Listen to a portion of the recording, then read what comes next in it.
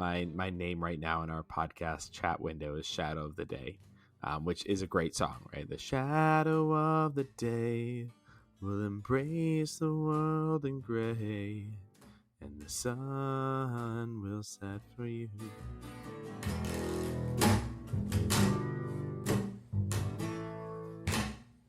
Hello, and welcome to Raise a Glass, the podcast where we talk about the stories and storytellers that shape us. My name is Eric Lintola. And I am Hunter Danson. Hunter, what's in your glass today?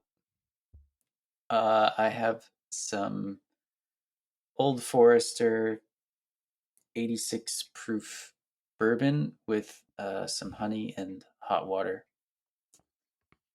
My throat's a little sore, and someone told me that honey and bourbon is supposed to help, but I'll find out. What's in your glass? I have some good old-fashioned chocolate milk. All right. Hunter, I made it today before our conversation with some good old-fashioned chocolate syrup and milk. And I did it a little bit different than normally. When you make chocolate milk, I'm assuming you have because, everybody has. Do you put the milk in first or the chocolate syrup? The milk. That's what I usually do too. Today I put the chocolate syrup in first, and as a way of I wasn't gonna be able to put the milk in until a little bit later, so I was trying to get a head start on things. And I was really worried that I was gonna have the wrong ratio, and mess everything up, and then of course all the chocolate at the bottom. But I'm actually a little bit surprised and impressed by myself. It seems to be just the right amount of chocolate to milk ratio, Nice. even though I haven't made a chocolate milk in a while.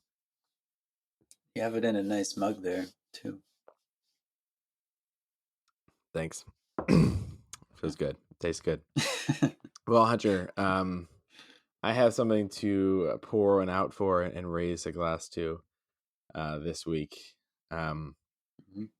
Decided that I'm pouring one out for long nails. As in, okay. when your child has long nails or when you have long nails. Just, it's not only uncomfortable. I know some guitarists love long nails. They use that as their way of playing instead of using a pick. I don't. Uncomfortable. Yeah, I know you don't. Also, you can get scratched by somebody, like your crying child, in the face. Right. And I don't know. It's just, they're not great. But but at this, and the flip side of that, once you've cut your nails, for me, it's like putting on a fresh new pair of socks. I feel like a completely new person. So that's what I'm raising a glass to. Nail clippers and fresh socks. They can change your entire day in just a few moments. Yeah. It's true. How about you, Hunter? Well, I am pouring one out for internet and long distance calls because we had a bit of technical difficulties getting this recording going and we seem to have kind of a delay, so might be a bit of an editing challenge, but we're gonna work through it. We've dealt with it before, so we'll survive. But I'm pouring one out for that. Yeah, we got to figure out a better way, though. Yeah, I don't know. It's nature of online communication. I think it's just buggy. But I'm raising a glass to the unicycle rider that I saw, unicycle juggler that I saw at the fair. Yes. Oh man. He was riding around at the fair, and nobody was paying attention to him. He was riding on a unicycle and juggling in the crowds. Oh, come on. Nobody was paying attention to that? Yeah, they just wanted to get on the rides and stuff. And he was just riding around. But I had Wesley, so I made sure that Wesley looked, and we watched him, and he gave us kind of a nod. Um, Nice. That's gotta love that nod. yeah, yeah. I'm raising a glass to him. I doubt he'll hear this podcast, but I salute you, sir. You are very impressive. Um, you, you've shown a lot of dedication to your art. Mm. Hunter, that just reminds me of I think so often we forget the fact that we're human beings, and instead we Mm, think of ourselves as human doings, where right. we go to a place or or enter a space to do something rather than to be there. And like that's a perfect example to me. Yeah. Right? You're being a human being in the space in that fair, taking things in, pointing out things instead of saying we're here to do the things and then leave. And I find myself falling into that trap all of the time. Yeah. But it is a trap, and Yeah. it's not what we're about. We're not human Yeah. doings. We are human beings. Human beings. We are not Dostoevsky's general humans. We are full human beings. Mm, truth. Actually, I'm going to lead right there into the conversation that I bringing to us today about Linkin Park. Um, this is a band that I know probably a lot of people know about. They've been around for 22 years or more, and It's a long time. yeah, it's a long time. Um, and I think they get put into a grouping of like rock bands, and that's what they are, I'd say. Without realizing, um, if you listen to their music without like really taking time to hear it, to interact with it, it can seem like another set of rock music or screamo type, right on the edge, right? We're at that cusp. Mm. They definitely do some screaming. High voltage. Yeah, I like it. But I think their music is actually much deeper than I think people give them credit for. Granted, I'm bringing them to the fold this conversation not to talk about their entire work of music, their portfolio, but to talk about a couple specific albums that have impacted my life. And the first of which is Minutes to Midnight. And Hunter, I'm assuming you know who Linkin Park was, and had listened to some Linkin Park. Had you interacted with this album, Minutes to Midnight, or these songs new to you? What was your experience listening to it? Yeah, they are more new than I'd like to admit because we had on our document, we had like a different album, or it was just kind of a miscommunication about which albums we were doing. So I was listening to Hybrid Hmm. Theory all week. Um, but I did get a chance to listen to some of Minutes to Midnight just before we started recording. Um, and it was all new to me, the ones that I'd heard. Okay. I'd heard some on Hybrid Theory because yeah, like In the End was playing on the radio a lot when Hmm. we were younger. But uh, yeah, so it's pretty new to me. Um, Okay. So you didn't grow up listening to Linkin Park outside of the top, few hits that might have made it on there, of which In the End is one we will talk about today, but yeah, is also one of the most well known. yeah, I pretty much skipped almost all of the popular music that was popular with our generation Hmm. because I grew up listening to my dad's CD collection, which was CD a or album? lot. CD, Okay. yeah, he had a lot of CDs. We didn't have a record player, but um, so it was mostly like 60s, 70s, and 80s classic rock and folk music, um, some blues and other stuff. But with the exception of the Backstreet Boys, um, Hey, they can sing. Ba, If ba, you go back and ba. listen, like they have some good Oh, harmonies I going on. There's there. mhm. I'm not saying they don't. I just think it's a funny. I'm gonna be against all the popular music of today, except the most popular band. Oh well, I don't know if the most popular, but yeah. So I have very little experience with Linkin Park. I had some exposure just because I had friends with iPods and or radios, and I heard them there. But Okay, well that's good. That's a kind of exciting to me then. That I can be the one that pushed you to listen to some of it, and arguably Hybrid Theory has had more of an impact on my life than Minutes to Midnight. But I Minutes to Midnight as an album is has got a couple songs in particular that have really hit me hard. Let me mm, share with you why I decided to bring this. Because I am, you know me, um, you know the type of music that I like, and I've talked on this about listening to the Lord of the Rings soundtrack on repeat. Um, hmm and all of a sudden, I'm bringing to you two albums that have explicit music with a lot of swear words. Um, I'm not a person that swears. Uh, I did swear until I was in college, at which point I was like, maybe I can use a couple of words artfully for specific reasons. But even then, mm. it's still very rare. Um, and I've got a lot of thoughts about that. And all of a sudden, I bring to you this music riddled with expletives.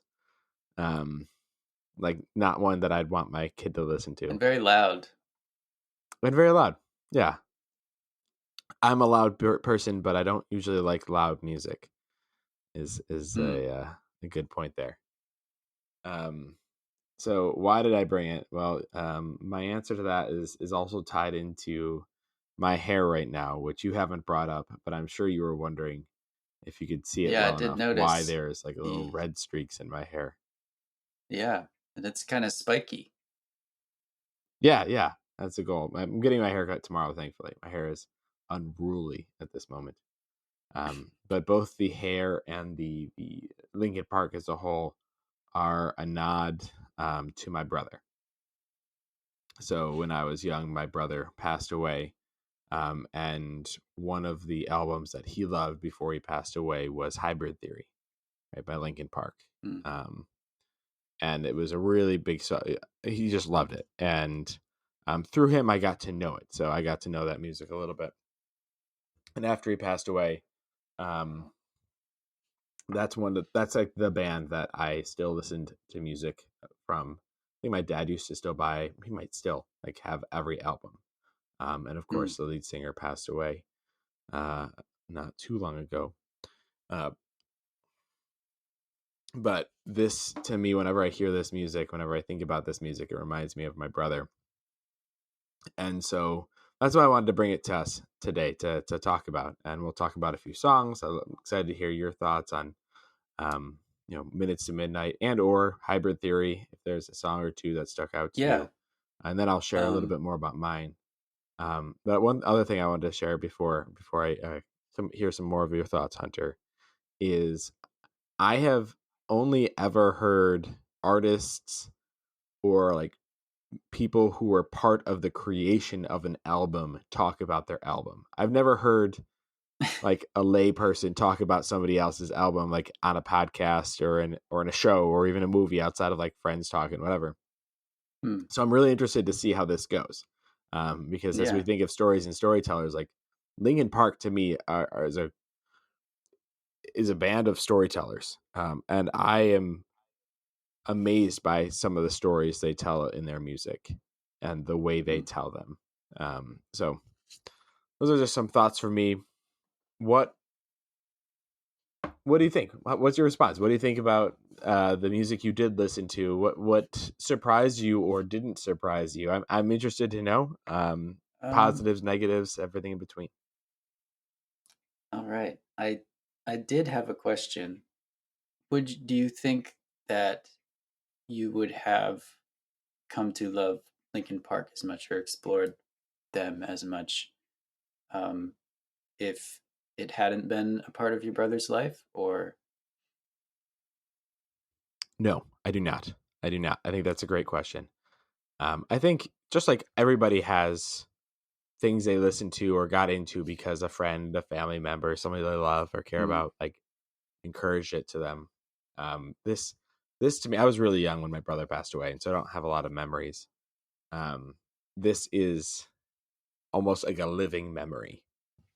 yeah, In the same way that me playing the Game Boy Color, mm, some Pokemon Blue is kind of that type of living memory, interacting in many ways with my brother. And it was part of the transition from that being I listened to it because my brother listened to it, which I did when mm, when he was around, and um, to something that I listened to because I listened to it. And I right, haven't listened to all of Linkin Park's music. I don't know all of their music.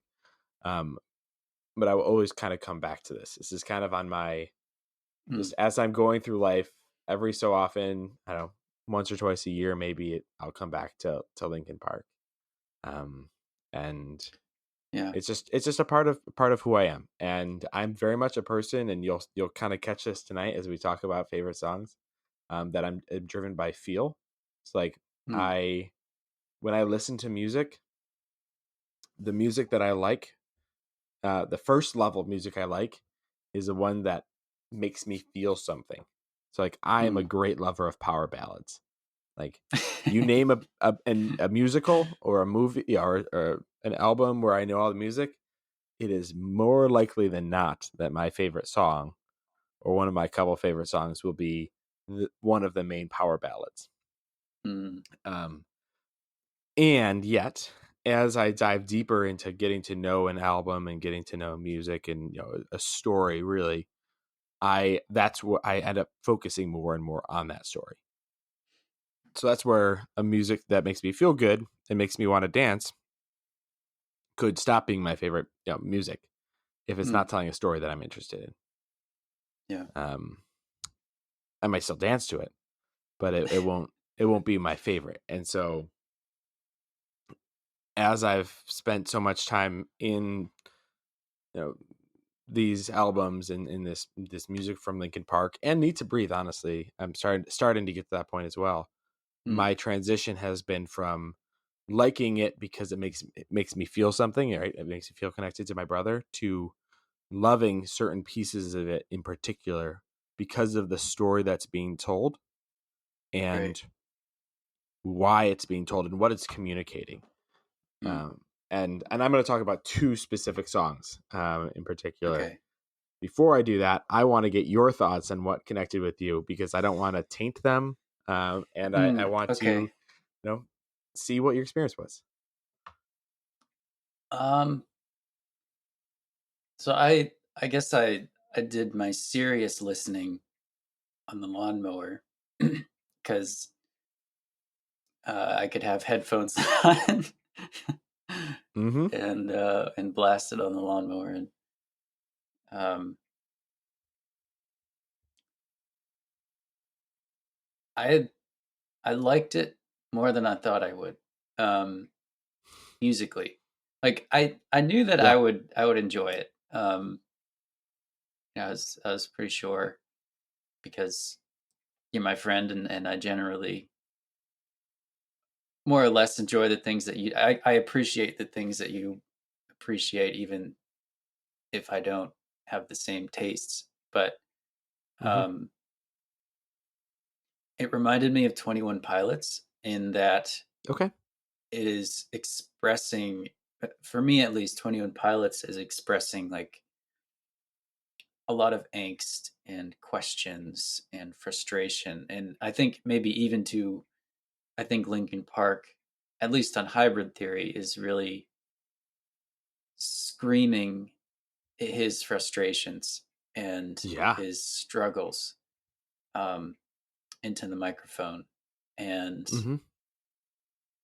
I'm one step closer to the edge, and I'm about to right. break. Yeah. Um, and I think, I mean, I imagine we're going to talk about in the end at some point, but Definitely. it really is worth talking about. It's not just a cliche.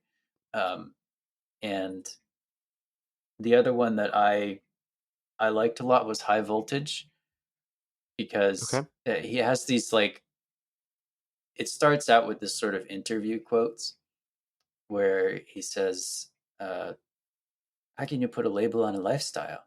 I mean, and it's sort of about like the genre that Linkin Park is. He's like, is it rap? Is it rock? And High Voltage is sort of his like um,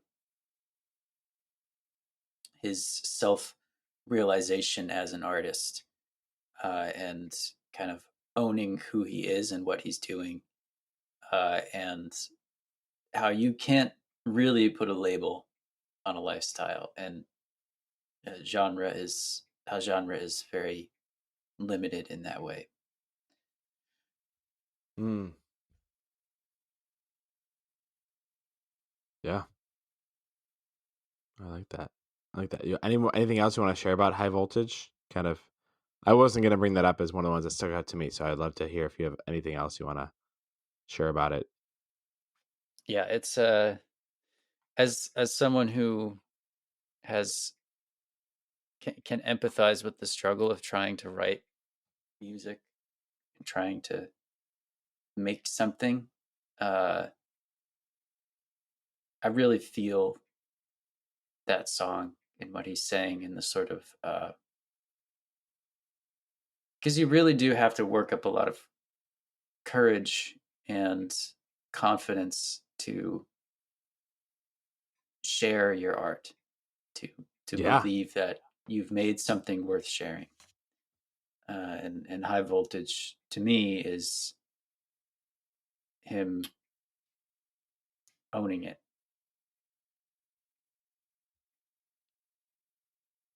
I like that. Thank you for sharing that. You brought up in the Mm, end.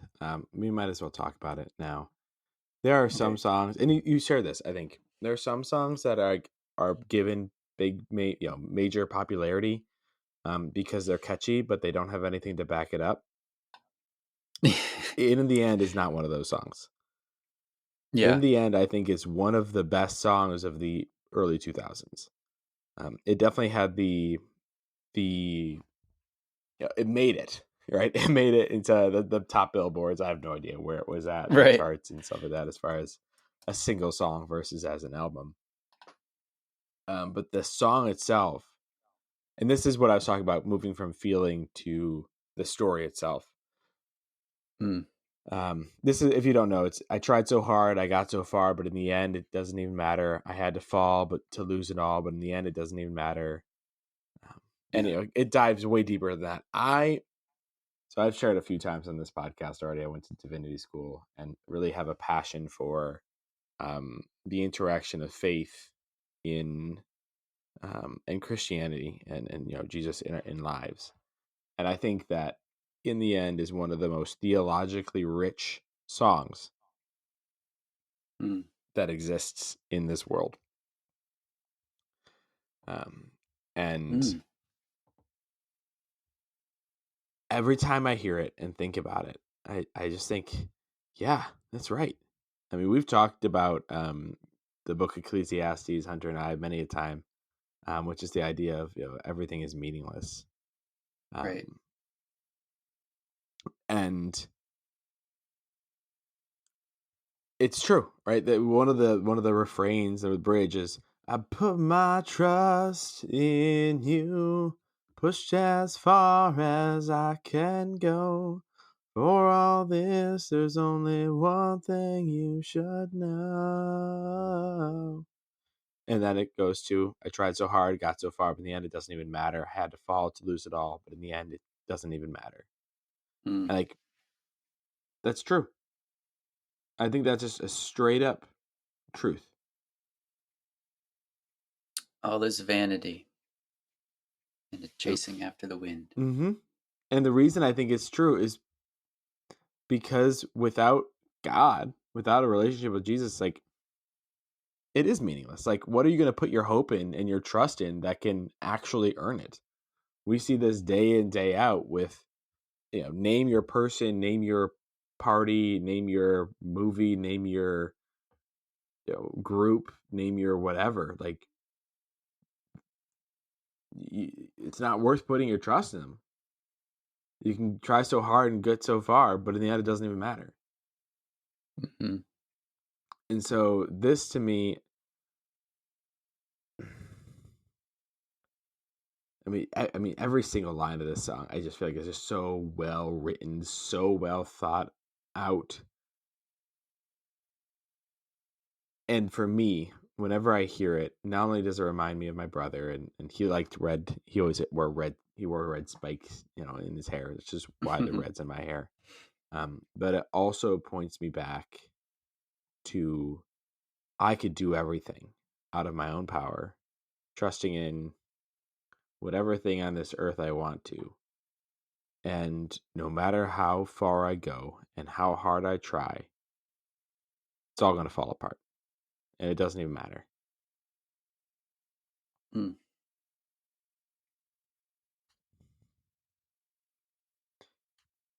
And they communicated this in a song. I'm just I think Linkin Park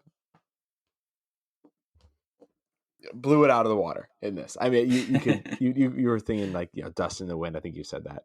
All we are is dust in the wind, Mm. kind of. Right, there's a few Yes. songs. Those are songs that connect with people because they feel right for where we're at. And Yeah. Well, I was quoting Ecclesiastes, but okay, okay, yeah, dust in the yes, wind is does fit thematically as well. It does agree. Dostoevsky in the wind. I think that Linkin Park diagnosed the problem. They responded to the problem, and then they re-diagnosed the fact that it's still a problem. Mm. Like, life is hard. We're gonna try really hard and get really far, and wait, it doesn't really matter in the end. Mm. And I believe they're 100% true in a life that doesn't have a relationship with Jesus. That to me, the relationship with him is the only thing that I think can give us any true meaning. Mm. Only one who pick us up when we fall, every time we fall. Time is a valuable thing. Yeah. Watch it fly by as the pendulum swings. I'm it's not a sure what good Linkin Park listen. would think about I, me yeah. saying, right? I mean, it's so that to me is it's the most well-known song from this album. It is also, I think, one of the best songs that exists, and especially from the early 2000s. There's other great music on this album. I really want to focus on one other song, on Minutes to Midnight. Yeah, so we've talked about how great In the End is, but in the end, you chose Minutes to Midnight to focus on more than Hybrid Theory. Why is that? Yes. Yeah. I didn't realize. So both the albums we're bringing today, or it looks like they're written in 2007 or came out in 2007, which I thought was pretty cool. Um, I found that out today. I thought that Minutes to Midnight was much older. It's only 15 years, not 20. Only 15. Start to end, the Minutes to Midnight is just, it is an album that exists fully in itself. Does that make sense? Hmm. Like, it opens and closes. It's like one continuous story in many ways. And I'm not going to try and like dive all these links to everything in between it, whatever. Um, like I mean, musically, just it starts with an awesome, just musical interlude and like an opening without any words. And like if that doesn't draw you in, like that's like, shame on Yeah. you. I love. I could talk about many of the songs on this. Like my name right now in our podcast chat window is Shadow of the Day, which is a great song, right? The shadow of the day will embrace the world in gray, and the sun will set for you. And that's obviously one of the power ballads. What Hmm. I've done, man, it's so good. Um, I mean, Valentine's Day, all these songs I love, but for me, while Hybrid Theory, the primary song, right, in the end is like the one that made it is also the best song and like communicates the Yeah. most. Minutes to Midnight, I think for me, Hands Held High is the song. And it is not a well-known song. Like I would put this under like the I don't think people know this song very much. Um Let me read some of the lines from it. I'll just start with the very kind of the beginning of it, and then I'm gonna um, jump to later to the pieces that stick out to me more. And I'm gonna say it partially the way they do it, which is much more. They do it much more of a rap, and that is not my primary skill set. But turn my mic up louder. I gotta say something. Lightweight, step it aside when we come in. Feel it in your chest. The syllables get pumping. People on the street they panic and start running. Words on loose leaf, sheet complete coming. I jump in my mind and summon the rhyme I'm dumping. Healing the blind, I promise to let the sun in. Sick of the dark ways we march to the drumming. Jump when they tell us that they want to see jumping. That I want to see some fists pumping. Risk something, take back what's yours. Say something that you know they might attack you for, because I'm sick of being treated like I have been for. Like a stupid standing for, like what I'm standing for. Like this war is really just a different brand of war. Like it doesn't cater to rich and abandoned poor. Like they understand you in the back of the jet when you can't put gas in your tank. These are laughing their way to the bank and cashing the check, asking you to have some compassion and have some respect for a leader so nervous in an obvious way, shuddering and mumbling for nightly news to replay, and the rest of the world watching at the end of the day in the living room laughing like, what did he say? And then the refrain is, Amen. Mm. Amen.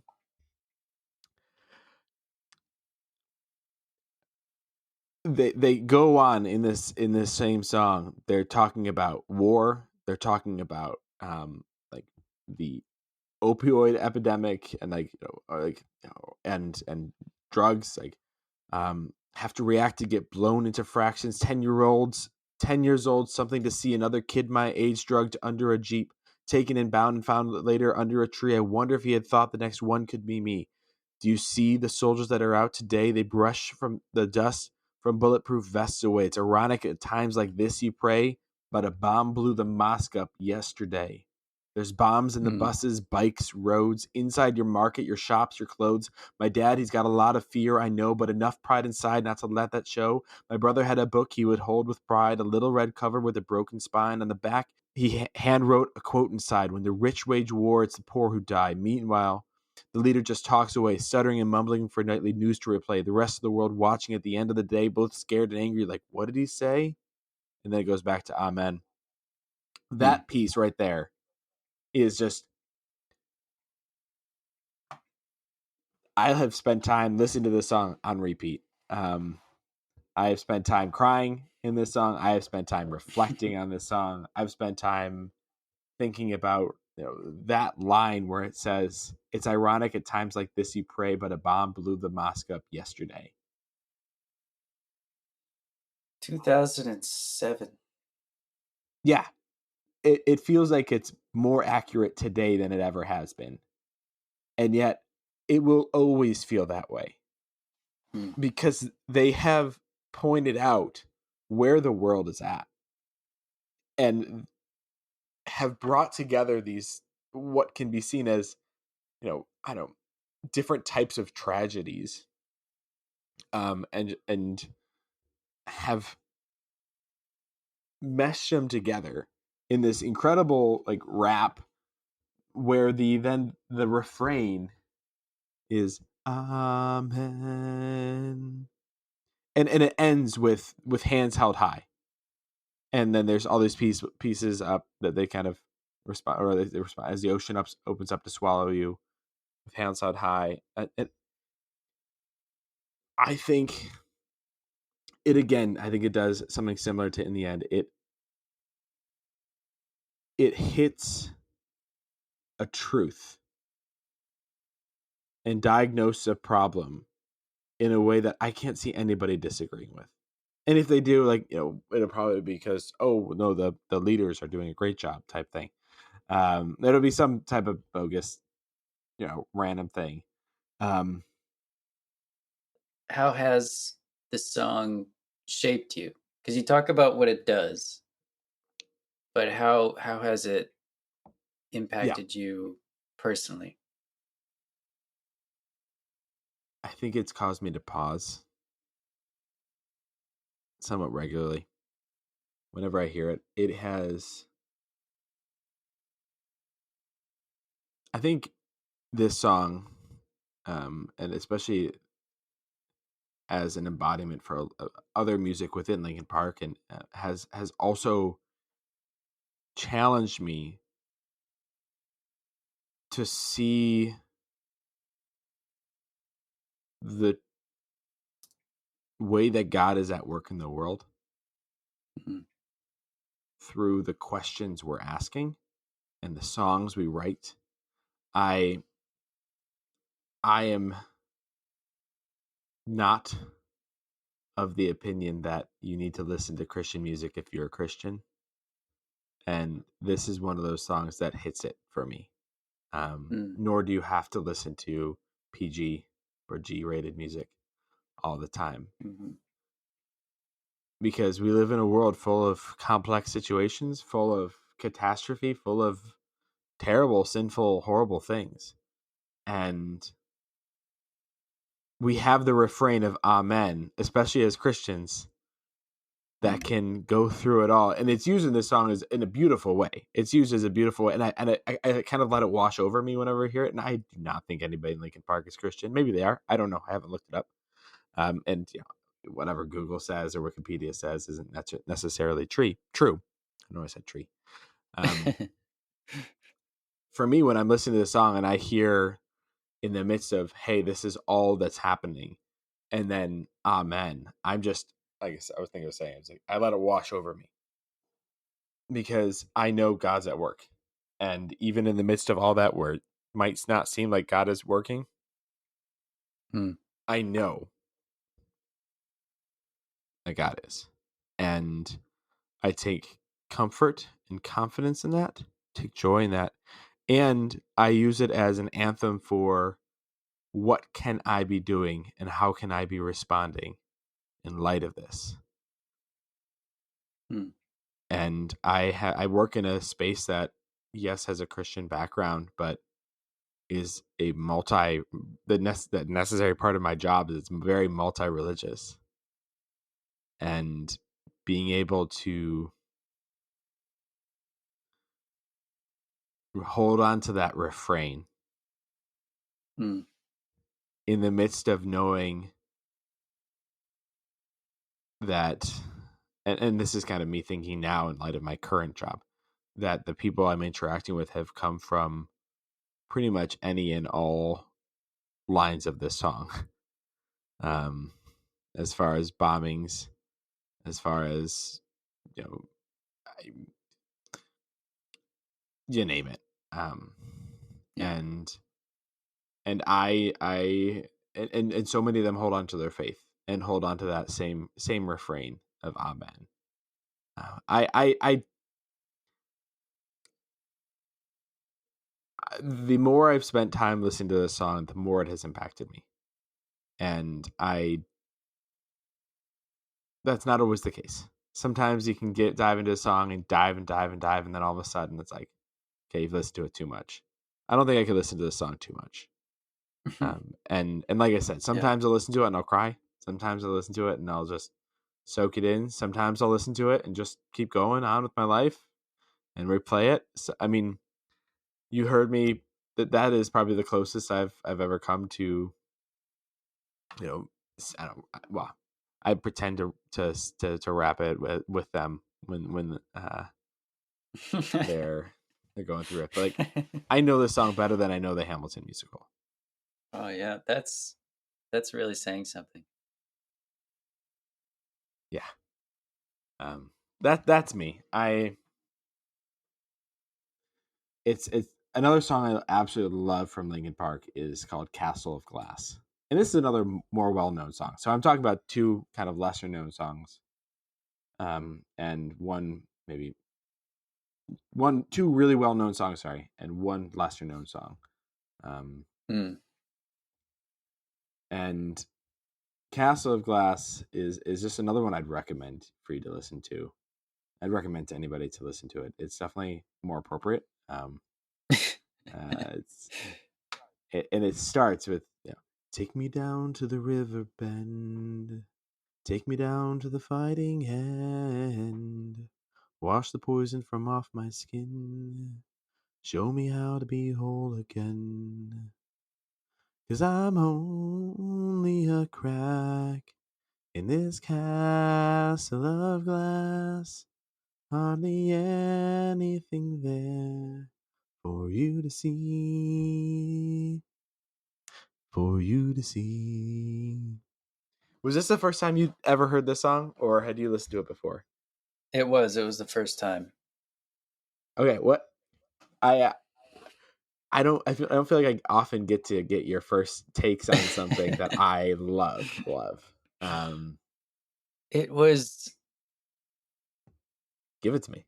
it was really nice. Because it's funny when you're listening to Linkin Park because you don't know if you're gonna get uh screaming and like really loud, and which is has its purpose, or you're gonna get Hmm. these more gentle songs with some really nice lyrics. And I really enjoyed Castle of Glass because I think I listened to the whole album. uh I looked up what album it was on and listened to the album, and it was really dreamlike. Mm. And the chorus, I'm not exactly sure what he's talking about, but at the same time I can sort of I can still apply it to what I'm going through in my experience. Like, I'm only a Yeah. crack in this castle of glass, uh, and hardly anything there for you to see. And I don't know. I just thought about. I mean, this was written in 2000, came out in 2012, um, which I guess this Facebook was big then. Um, but I just think about like this sort of weird, um, disjointed experience of being a digital person. Mm. And I feel like a crack in a castle of glass when I'm on Twitter. When I look at my Mm. profile on Twitter, Yeah. you know, um, I'm just a crack in this castle of glass. And I have no idea if that is what he was thinking about when he wrote the song, but that's what it makes me think about. Um, Tell me if I'm way off. um, No, I think you're on it. I think you're on it. When I've heard it, I've thought about a lot of different things, and I think that you did a really good job of really introing that. Of You don't know what you're getting with Linkin Park, and it's because their albums are full of so many things, right? You brought that up at the yeah, very beginning. Like you can't define them in one way. And yes, they do rap, they do scream, they do high voltage. High They voltage. also have this beautiful, like soothing, like music. Mm. It's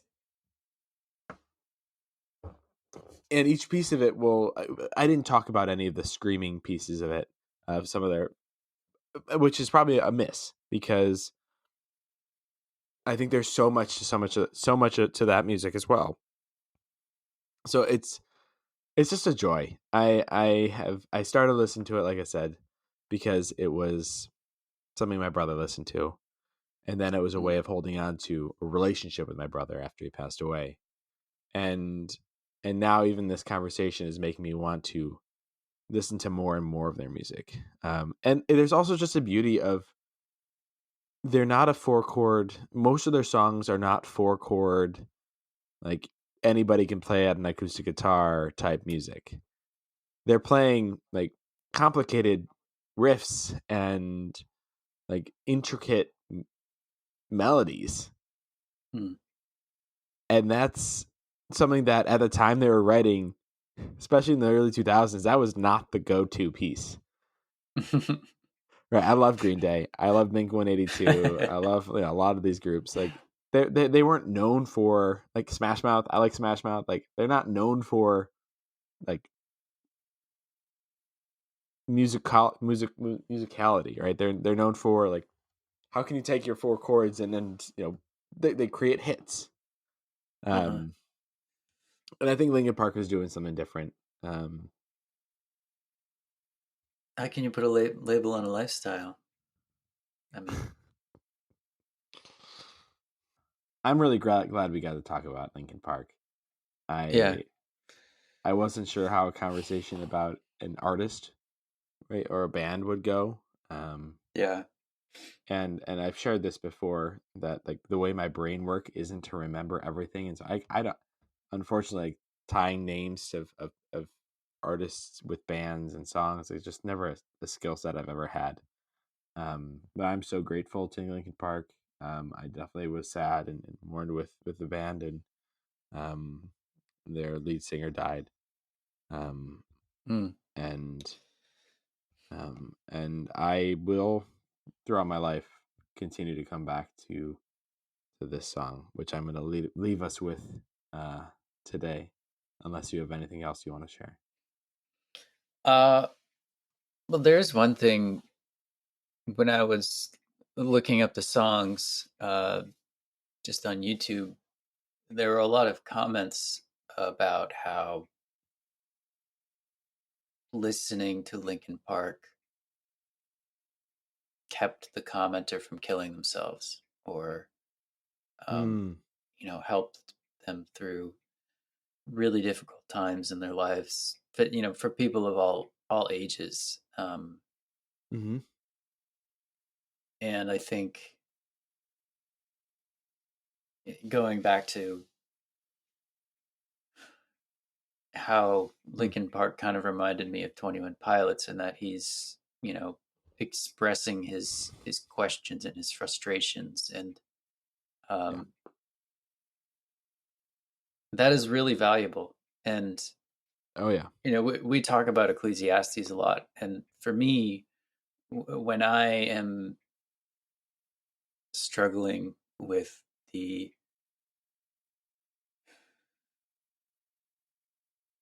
with the struggling on the trackless sea of life, and trying to find which direction I should go, and not knowing exactly what to do. When I read Ecclesiastes, it is medicine. Uh, Mm. you'd think it would be despairing to say Yeah. all all is vanity, a chasing after the wind. Everything is vanity. Absolute futility, says the teacher. But it's calming in a way to know that in the end, it doesn't even matter. and it is a gift to be able to enjoy life. And you know, when you're in that kind of funk, it's it really is medicine to hear someone else going through the same thing. And I think Mm-hmm. with Linkin Park in particular, expressing it in Yes. such a loud and powerful, he just throws his punches as hard as he possibly can. And I think Yeah. that's what you need. That's what I need when I'm in those spaces. Is just to throw those punches Mm-hmm. and uh, not be not feel trapped.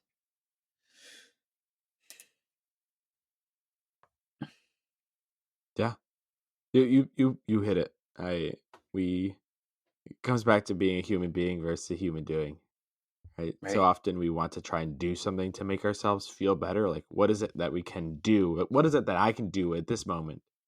Um, Mm, when in reality, often being able to be with others in in the same situation or a similar situation, it can yeah. it can wash over you and give you hope and encouragement and um, make your world not just you. Right. And I don't scream often. Having songs that can scream for me or that I can scream alongside Mm, is really helpful. And then being like bringing me back down to a space to reflect, that's really helpful. I don't scream often, but when I do,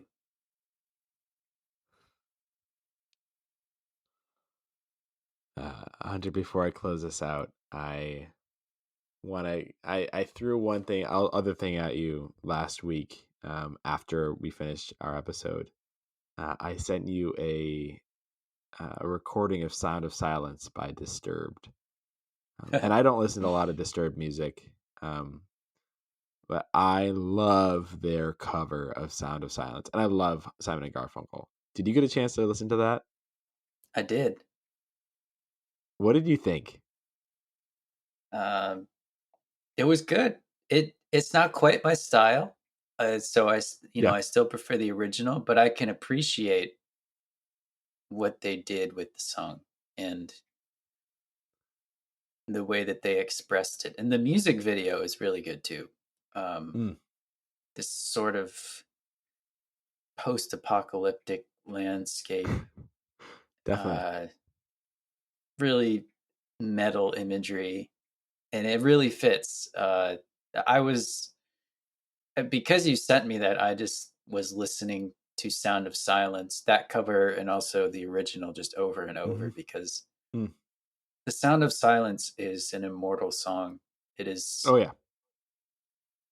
you Yep. know, I saw 10,000 people, maybe more, talking without speaking. We Uh, will talk about Simon and Garfunkel. We will talk about Sound of Silence. It is my favorite song of Simon and Garfunkel's, like without a doubt. yeah, Um, I I appreciate you sharing your thoughts on that. I I think rock, heavy metal especially, can get really bad. Um, you either love it or you hate it is kind of the language that people give. And for people that yeah, don't like it, and with rap too, like the people that don't like rap, they just throw it all in the same cart and throw it out. And that is missing so much. You miss out on so much. And I'm not saying you have to yeah, love every piece of rap, every piece of rock, but saying you're not going to listen to something because it's of a specific genre, that's just you are putting yourself in a smaller world and missing out on pieces, mm, right? And yeah, like, Disturbed can bring something to Sound of Silence that Simon and Garfunkel can't. mhm, And Simon and Garfunkel can bring something to Sound of Silence that Disturbed can't. And without Simon and Garfunkel, there would be no Sound of Silence, obviously, at least that right. specific song. Um, but again, it's just mm, it's there's so much beautiful music out there, and there's so much yet for me to learn about and dive into. But Yeah. let me lead us out with a beautiful opening refrain that we'll use as a reminder of, in the midst of all the greatest challenges, um, you can say amen.